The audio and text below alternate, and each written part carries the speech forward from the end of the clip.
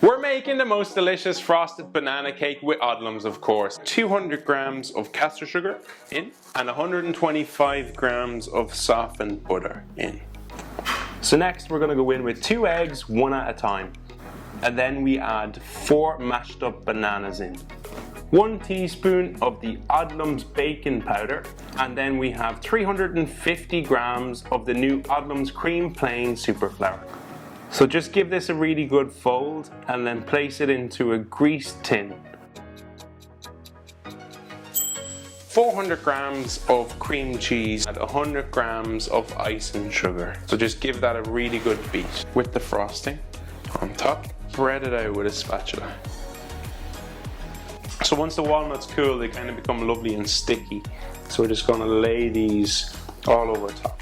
So once you have all those candied walnuts on, then you just lay on slices of banana. And there you go, the most delicious banana cake with Odlums.